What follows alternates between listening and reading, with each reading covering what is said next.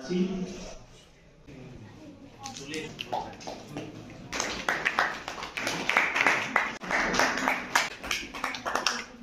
বছর ধরে বিভিন্ন অনুষ্ঠানের মধ্যে দিয়ে বিদ্যালয়কে পরিচালিত করছে, সেরকমই একটি অনুষ্ঠান। সকাল আমাদের এই অনুষ্ঠান অবজারভেশন ছিল, পালনীয় দিবস। সকাল ছুটি থাকার জন্য আমরা আজকে করছি। একটি কথা বলি যে এই মারাত্মক যে মারণ ব্যাধি, সেই নিয়ে তো বিস্তারিত আলোচনা করবেন ডক্টর পিয়ালি ভট্টাচার্য, বাংলা বিভাগের অধ্যাপিকা।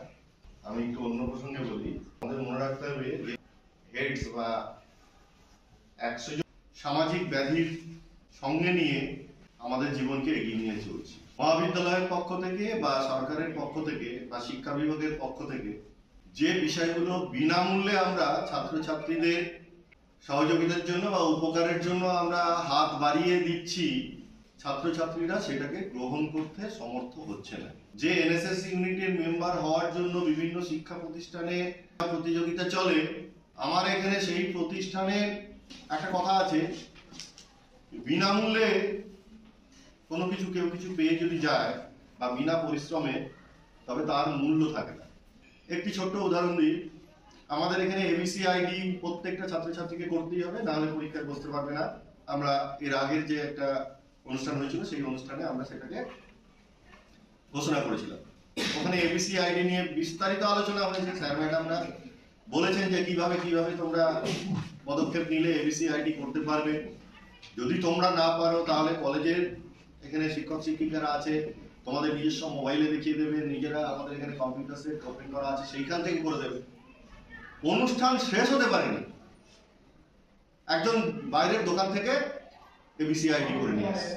অর্থাৎ মহাবিদ্যালয় থেকে বিনা পয়সায় তোমাদেরকে প্রোভাইড করছে, তাতে তোমরা সন্তুষ্ট হচ্ছ না। ওই একই কাজ কম্পিউটারের দোকান থেকে 50 টাকা 100 টাকা দিয়ে করে আসছো, তাতে তোমাদের চরম শান্তি। সেই জন্য বারবার করে তোমাদের কাছে আমাদের মহাবিদ্যালয়ের পক্ষ থেকে আবেদন থাকবে, এনএসএস ইউনিটের প্রোগ্রাম অফিসারের পক্ষ থেকে আবেদন থাকবে, সর্বোপরি আমাদের যে আইকিউএসি বা ন্যাটের যে কোঅর্ডিনেটর তার পক্ষ থেকে আমাদের কাছে আবেদন আমরা রাখবো যে যারা এনএসএস এর ভলেন্টিয়ার হিসাবে নাম নথিভুক্ত করেছো, সারা বছরে খুব বেশি হলে 12 থেকে 15টা অনুষ্ঠান হয় এই ধরনের প্রোগ্রাম।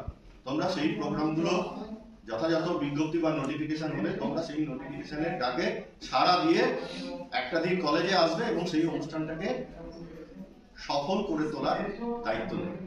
যাই হোক, অনুষ্ঠানের মূল বিষয় হচ্ছে ওয়ার্ল্ড এইডস ডে। এটা একটা মারণ ব্যাধি, তোমরা জানো। এখনো বলতে গেলে সেইভাবে এর চিকিৎসা ব্যবস্থার মধ্যে দিয়ে যেতে পারেনি, যাতে করে এইডস হলে সঙ্গে সঙ্গে তার ট্রিটমেন্ট হবে এবং অন্যান্য জ্বর জালির মতন তার চিকিৎসা হলে সেরে যাবে। এই অনুষ্ঠান নিয়ে বিস্তারিত আলোচনা করেন পিয়ালি ভট্টাচার্য। এই ছাত্র জীবনের যে 3টে বা 4টে বছর যা যা করা উচিত তোমরা সেগুলোই করো। এই 4 বছর পার হয়ে গেলে, মাথা ফুটে মরে গেলেও এই 4 বছর আর কিন্তু তোমরা ফিরে পাবে।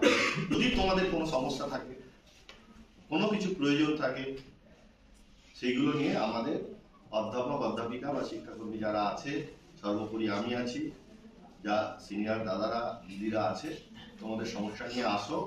আমরা তোমাদের সমস্যা সমাধান করার জন্য হাত বাড়িয়েই আছি।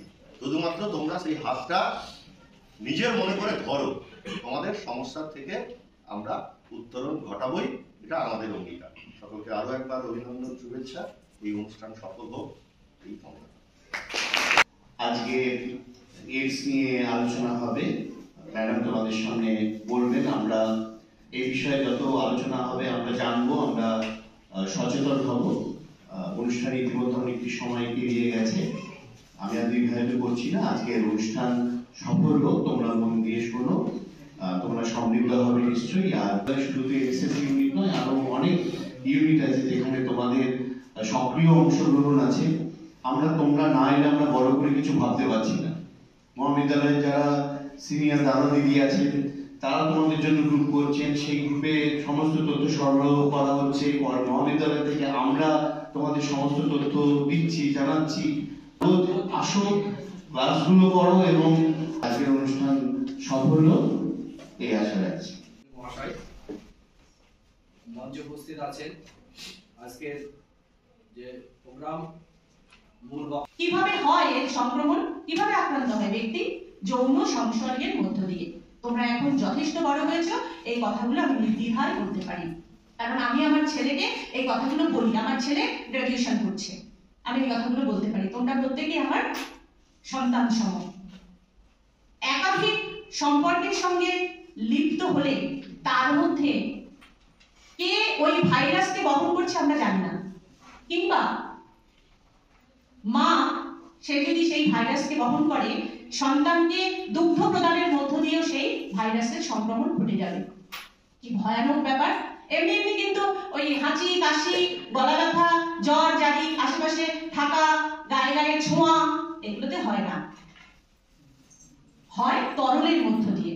অনেক সময় এমনও হতে পারে, ধরো কেউ বিদেশে আছে, অসুস্থ হয়েছে, অসুস্থ হওয়ার পরে সে যিনি নার্স বা ডাক্তার যিনি ইনজেকশন ইনজেক্ট করলো শরীরে, দেখা গেল সেটা তার আগে ব্যবহার করা কোনো এক সংক্রামিত ব্যক্তির, তখন যখন ওকে দেওয়া হচ্ছে তখন ওই ভাইরাসটা ওর মধ্যে ঢুকে গেল।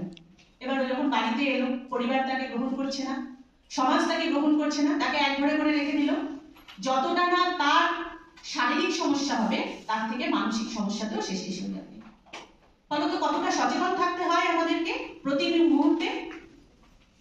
জীবন শুধু তো কাটালে হবে না, জীবনের সঙ্গে সঙ্গে সচেতনতার জায়গাগুলো তৈরি করতে হবে। বাড়ির মধ্যে শুধু বসে থাকলাম, এই যে একটা আলোচনা হলো, বাড়িতে থাকলে কি করতে বলো? ঘুমোতে। ভালো মন্দ মা রান্না করে দিয়েছে, ঘুমোতে, খেয়ে দে, তারপরে মোবাইল নিয়ে বসতে, কিংবা এখানে আড্ডা, ওখানে আড্ডা, কিংবা হোয়াটসঅ্যাপে চলছে ঘন্টার পর ঘন্টা, কিংবা ফেসবুকে চলছে, এই তো জীবন। তাহলে যাপন কিন্তু হলো না। তো রোগ, এই রোগের সিমটম কি কি? কি করে বুঝবো এই রোগে আমি সংক্রামিত হয়েছি? কি করে বুঝবো? প্রথম জ্বর, গলা ব্যথা, বমি বমি ভাব, ভুলে যাওয়া, অর্থাৎ সার্বিকভাবে আমাদের এই যে বডি সিস্টেম, আমাদের দেহের যে তন্ত্রগুলো রয়েছে, সমস্ত বিকল হতে শুরু করে।